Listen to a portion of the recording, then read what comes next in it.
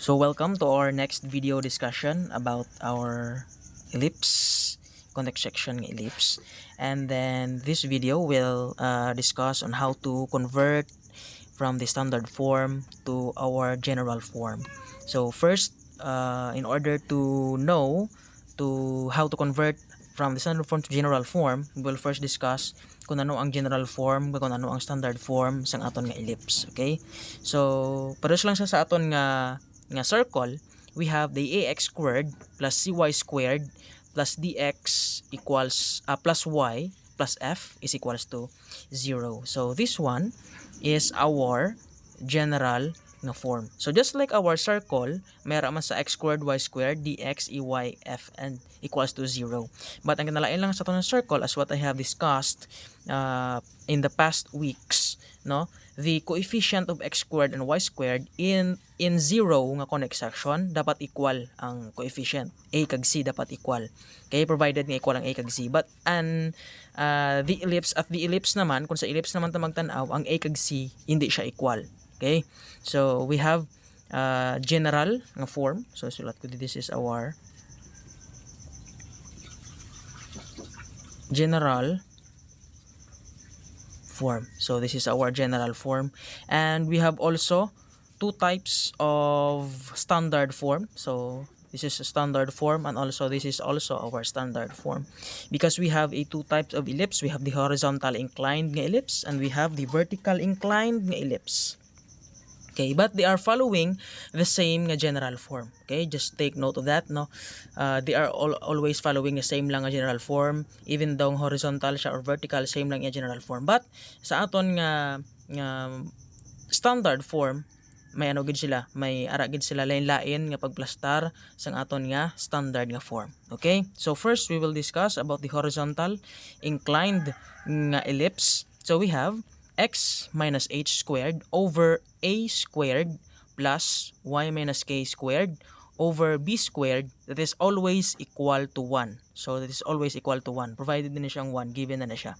Okay? So notice naton nga sa aton nga standard form ari ang aton nga a. Kaga sa previous naton nga video, ang aton nga a is called the semi major axis. Okay? And then our B is our semi-minor axis. Okay?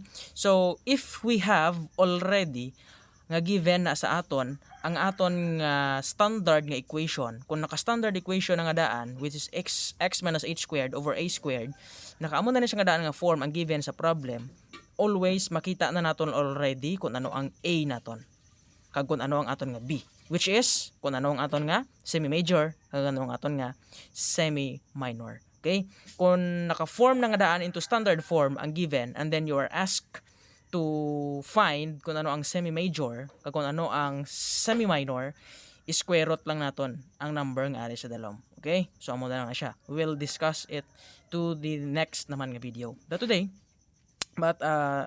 this time, no, ang aton lang nga i-discuss is on how to convert lang karon. Okay, so we have the a squared. Notice nga kung x minus h squared, ang a squared naton ari sa dalom sang x minus h nga squared. Okay, kung diin ang x, dira ang aton nga a squared. Kung naka-horizontal inclined ang aton nga ellipse, ang aton nga a squared, o kung ang aton nga semi-major nga a ara sa dalom sang aton nga x. Okay, always remember nga aton nga semi-major, notice naton ang semi-major naton nga a ari sa semi-major man ni duha ka semi-major ari kagare. So notice nga ang semi-major naton nga line is longer, much longer kaysa sa aton nga semi-minor. Okay? So kung sino ang laba, okay, siya na ang aton nga semi-major. Okay? So semi-major naton, laba naton is a squared. So ara sa kung naka-horizontal, nakapahigda ang aton nga ellipse, ang a squared naton ara sa dalom sang x minus h. Okay? So kung nakapatindog naman ang aton nga ellipse, kung vertical inclined ang aton nga ellipse, ari naman ang a naman naton ara sa vertical, no, naka-vertical ang aton nga a. So unlike dire nga naka-horizontal ang aton nga a. So dire ang a naton is naka-vertical. Okay? Kundi ang laba dire ang aton nga a. So it is because nga a naton, because nga ang a naton is naka-vertical, so ara siya, Ang aton naman kung vertical inclined naman, ang aton nga ellipse, ang aton nga a squared naman is ara naman siya sa dalom sang y minus k. Okay? Kung naka horizontal, ang aton nga a ara sa dalom sang x minus h, a squared. Okay? Kung naka vertical naman, ang aton nga a squared ara sa dalom sang y minus k. Okay? So always remember, a is greater than b. Okay? Dako ang a kaysa sa b. Okay? Always remember that. Okay? So mula na siya ang aton nga always equal na siya sa 1. Mula na siya ang aton nga standard and general form sa aton nga ellipse. Okay? So for the conversion from the standard form to general form, so we will have an example here. So we have x plus 2 squared, and then naka-over siya sa 9 plus y minus 3 squared over sa 25 is equals to, always equals to 1. Okay? Example, naka-standard form na siya nga daan class. Okay? So, ang A naton, ang 9 naton, nakita naton may 9 kitag 25 sa dalom. Okay? So, sino ang dako? So, we have 25. 25 ang dako kasi sa 9, di ba? So, ang 25 naton is our, ang bako gina, A is always greater than B. So, because ang 25 naton ang dako sa 9, ang 25 ang aton nga A. Okay? So, ang 9 ang aton nga B. Okay? So, kaya ang standard equation naton follows that standard equation. Okay? B squared and A squared. So, naka-squared ang aton nga B, naka-squared ang aton nga A. Okay? So, kung kwaon naton, kung pila ang semi-major ni siya, kung pila ang semi-major naton in the given equation, kung pamangkuton kita, what is the semi-major in our equation? So, 25, the square root of 25 is 5. Okay? So, that's why, ang answer naton di, kung ngitaan ta sa kung ano ang aton nga semi-major, our A is equals to 5. Okay? And, if we were asked kung ano ang aton nga semi-minor, our B is equals to 3. Kung square root naton ang aton nga 9. Okay? So, muna na siya class. Pero hindi pa wala pa ta nag convert sa standard form to general form. Okay? To convert this one, okay? First naton nga himuon, is to expand sa mga aton nga mga function sa babaw. Okay, we have x plus 2 squared and then y minus 3 squared. Okay, let us expand. Na-discuss ko na siya kung paano mag-expand in your algebra nga review. Okay, so mag-expand sini. So we are given x plus 2 and then duha ka x plus 2. Okay, that is over na sa Japon sa 9. Okay, and then plus expand ko ni siya. Kaya naka-squared ang y minus 3. We have y minus 3 times y minus 3 over 25. That is always equals to 1. Okay? Next na ito nga himuon. Kaya na-separate na expand na siya. Next is we are going to follow the FOIL method. Okay? For the FOIL method, kung i-FOIL nato ni, we have, answer is x squared plus 4x plus 4. Okay? So, kung i-try ninyo sa class i-foil, feel free to pause this video and then try nyo ni sa foil and then amo ni siya ang inyong answer. Okay? Next is naka-over sa Japon sa 9 and then plus and then try nyo ni sa i-foil class. Kung i-try nyo ni sa i-foil, you will arrive at the answer nga y squared minus 6y plus 9. Okay? Feel free to pause the video and try nyo ni foil ang ari class nga function. So, ma-arrive ka mo sa sini nga answer. Okay? Over sa Japon sa 25 and is equal to 1. Okay? So, next is, ang himuon naton is we will add na sang aton nga fraction. So, x squared plus 4x plus 4 over 9. And then add sa y squared minus 6y plus 9 or over 25. I-add naton. Okay, so we will adding the similar fraction. Okay, so to add this one, we will multiply the denominator to denominator. Okay, so we will multiply denominator to denominator. So we have 9 times 25. Okay, and then ang matabo, ang 25 naton i-multiply naton sa cross multiply naton 25 naka-multiply sa x squared plus 4x plus 4. Okay? So we have 25 dire and then naka-multiply siya sa x squared and then plus 4x plus 4. Okay, naka-multiply na itong 25 dire, naka-cross multiply. And then we will add 9. I-multiply naman natin to sa yak, cross multiply. So we have 9 times y squared minus 6y plus 9. And that is always equals to 1. Okay? So, pwede na siya i-multiply. So, if we multiply this one, we will have,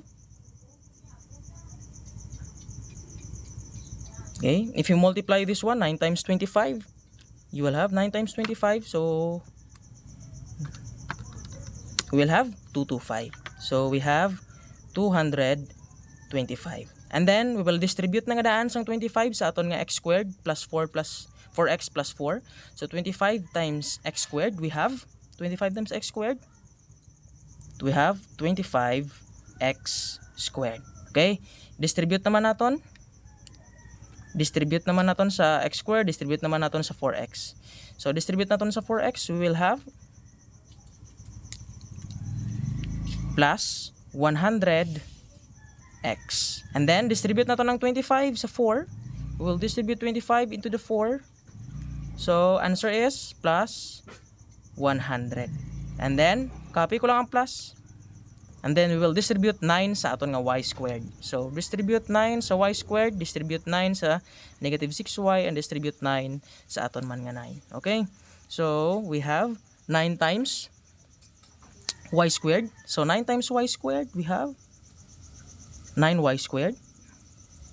And then 9 times negative 6, we have negative 54y. And then 9 times 9, we have positive 81. Okay, so that's it. Na-form ta na. This is always equals to 1.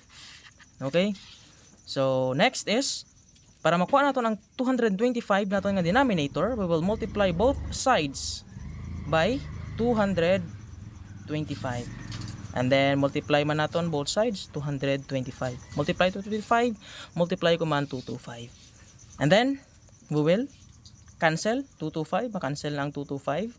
And then ang iyang format na is 25x squared plus 100x plus 100 plus 9y squared minus 54y plus 81. This is equals to 225. Okay? So, tapos ni is, we will combine the like terms. Wala naman isang like terms nga iban, kundi ang constant nga 100 kag 81, sila laman ang pareho. So, we can combine this one, 100 plus 81. So, we have, capital lang, 25x squared plus 100x and then plus 9y na lang, 9y squared minus 54y, and then gin-add ko na 100 plus 81 plus 181. That is equals to 225. Okay?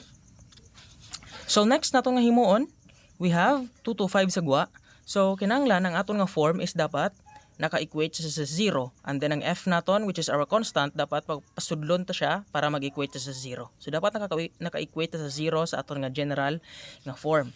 So naka-equate sa 225. Okay, kinaka-equate sa 225, aton nga ibalin nun ang aton nga 225 sa sulod. So that will become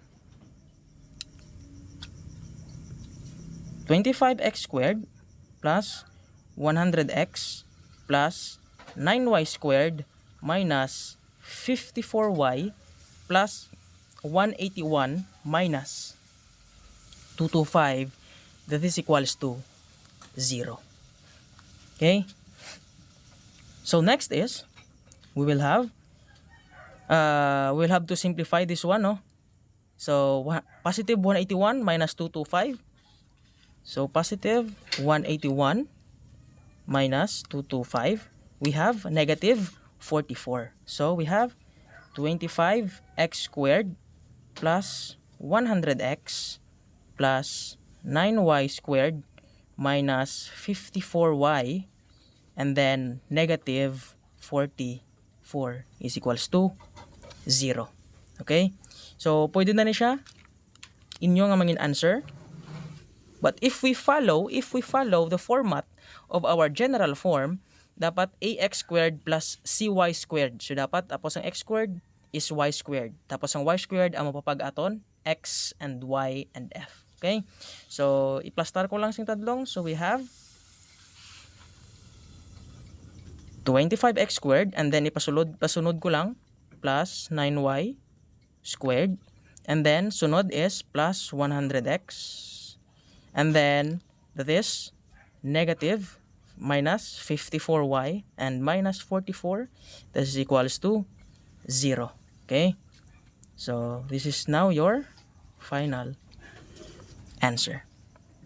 And then let's check kung gina-follow niya. We have ax squared plus cy squared plus dx plus ey plus f, this is equals to 0. So our a is 25, our c is 9, our d is 100, and our e is negative 54, and our f is negative 44.